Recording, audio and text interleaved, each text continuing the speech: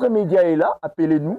On va vous donner l'espace. Vous allez exprimer et contribuer à ces sujets. Voilà.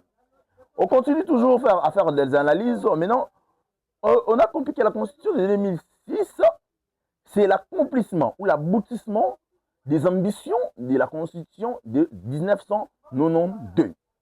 Prenons, là maintenant on part cas par cas. Prenons d'abord la nature du régime politique voulu en 1992.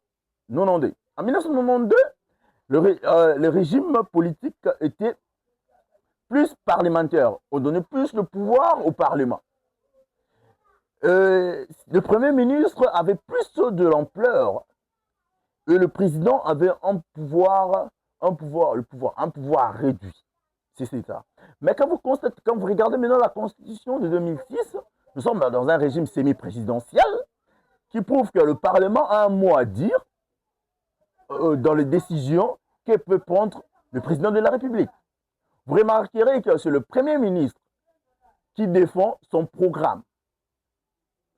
Hein? C'est le Premier ministre qui est là devant le Parlement en train de défendre son projet de loi ou bien son programme de quinquennat.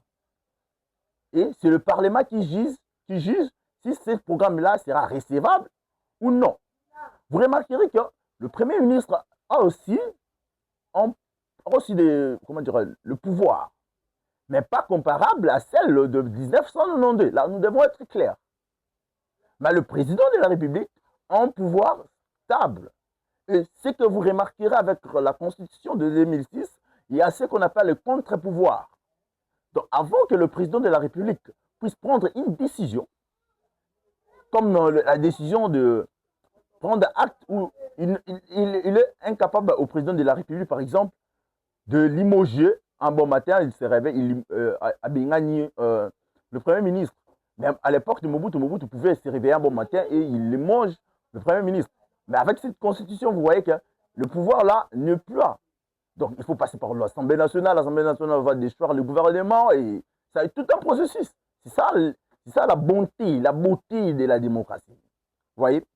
Et le président, étant commandant suprême, là c'est logique, il a certaines autorités. Maintenant, sur le point de vue organisation territoriale, vous allez constater que dans les ambitions de 1992, on donnait l'autonomie, hein, l'autonomisation des provinces, que les provinces soient gérées par eux-mêmes. Et quand vous regardez à la Constitution de 2006, il y a ce qu'on appelle la décentralisation.